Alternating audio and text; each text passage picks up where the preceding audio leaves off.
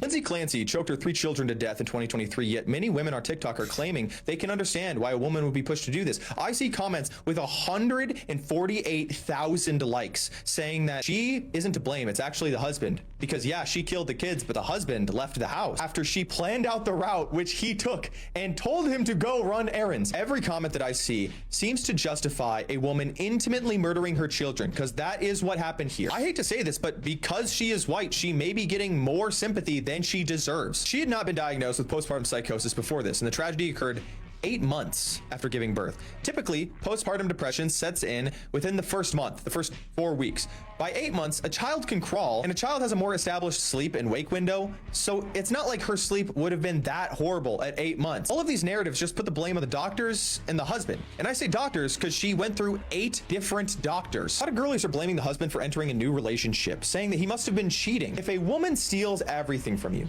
killing your 3 young kids that you are already seeing grow up and go through major changes in early stages of their life, and in doing so, she is taking herself out of your life permanently because she's going to spend the rest of her life in prison, what is he supposed to do? I think you have a...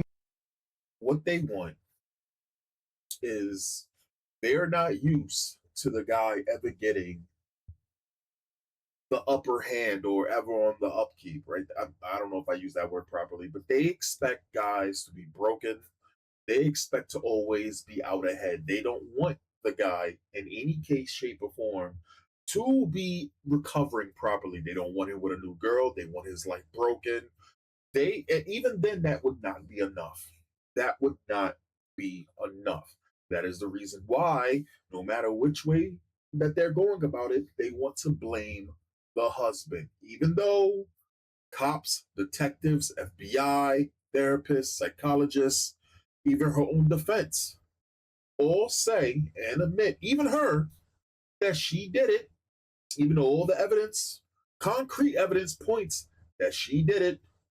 The thing is, these batshit crazy women are going to continue. Even right now, they are still doing this thing where they are sitting there saying, oh, either she's innocent, or I'm not saying that her killing her kids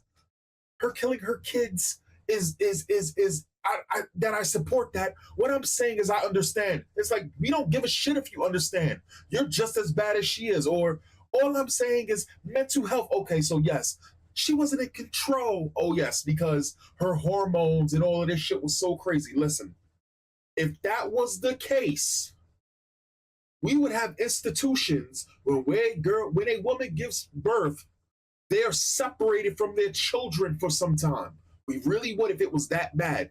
That is not the case. There have been millions of mothers who have not killed their children. They may make a joke. Let me bring you into the inside of the Black American community, Black community. There is a saying, I brought you into this world and I could damn sure take you out, right? That is a joke. Sometimes, because Black parents will whoop the shit out of their children when their children rightfully does something wrong, but they're not trying to kill their fucking children, even when their children is doing bad fucking things. If hormones were to blame, and we gotta sit here and who runs the world, girls, but at the same time have no accountability, because let's be real here. The only reason why all of these women are coming forward to support Lizzie Clancy is because it is about accountability. They do not like what accountability looks like. Is the reason why they reality bend to get away from it, because they're afraid that it can happen to them. That's really what it is. That's the reason why they fight so hard for abortion, because they would rather be socially accepted by the hive than actually do the right thing. They're pseudo morally superior individuals, but they don't really care about being good people. What they care about is being accepted by the group. They care more about cancellation than what the problem is. They don't want to be canceled, but they love to wield it. Again, if hormones was the sole reason for why a lot of this shit happened, then by all means, all teenagers, men and women, would be raping the fuck out of people. I ain't raped nobody as a kid. Most kids, overwhelmingly, don't rape nobody as kids. And that's when our hormones, And I'm sorry that that's a rough, like that's not the cleanest way for me to describe it. But I remember being a kid, and like I said, if the wind blew the wrong way, I was ready to punch holes in fucking concrete walls. You hear me? You hear me? And Lord have mercy on any girl soul that wanted to play games and roll the dice with me. I was doing terrible things to girls when I was younger. Are you kidding me? But I wasn't raping no fucking body. We weren't raping people. So miss us with that bullshit. Oh, well, it's different because you're female.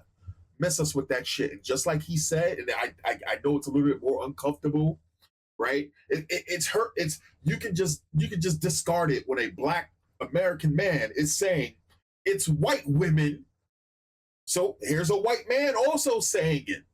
The sympathy she's getting is because one of the biggest, if not the biggest, problem in America is white women. Overwhelmingly left leaning, but you got some right wing or far right wing women in there that are batshit crazy as well. Finish it up.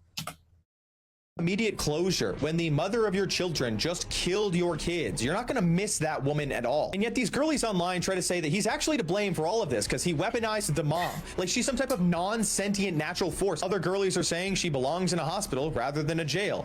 But she's not in psychosis anymore. Nor do I even entirely believe that she was in psychosis when she did this. It's strange to me that she didn't take her own life because she's not considering the consequences of her actions. She's in psychosis. Of course, she was so much in psychosis that she planned out the exact route that she needed to send her husband on to know exactly how long he would be gone so that she could individually strangle all three of her children. And I know that that 5-year-old put up a fight crying and kicking as her mommy is coming to kill them.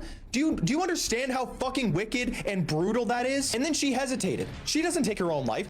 It takes 4 minutes to kill somebody. Now, granted, she's stronger than them, but she is using resistance bands, right? So she's strangling them. So I'm guessing that these were not clean fucking kills, right? At least not on the 5-year-old. The 5-year-old, surprisingly, probably has the strength of I would say 1/3 or like 2/3 of the strength of an average woman, just about. I mean, don't get me wrong. You got some women that are extremely fucking weak. Let's be real here. I don't know how weak this woman was, but I would say he would put up in bursts some extreme amounts of strength to survive. You'd be surprised on how when a human mind, even not knowing the will to survive, right? Crazy. She hesitates. She thinks about the consequences. It's difficult to claim somebody is truly experiencing dissociative psychosis if they premeditate and independently strangle 3 children, a 5-year-old, a 3-year-old, and an 8-month-old child, but then they weigh the consequences of their actions when it comes to taking their own life. I find it extremely upsetting that everybody is trying to shift blame onto the father, who lost all 3 of his children for something that, based on publicly available information, he had no reason to foresee. Yes, that woman said that she had felt feelings of anger towards the kids, that she had felt like she might want to hurt the kids. But how many women report saying or feeling things like this? It's far more than you think. Of course it is. And you want to know why? Because a lot of women will have children with men that they like more than good men, right? In this case, Lizzie Clancy had the dream. She was in wealth, right? They weren't the richest in the world, but they were wealthy.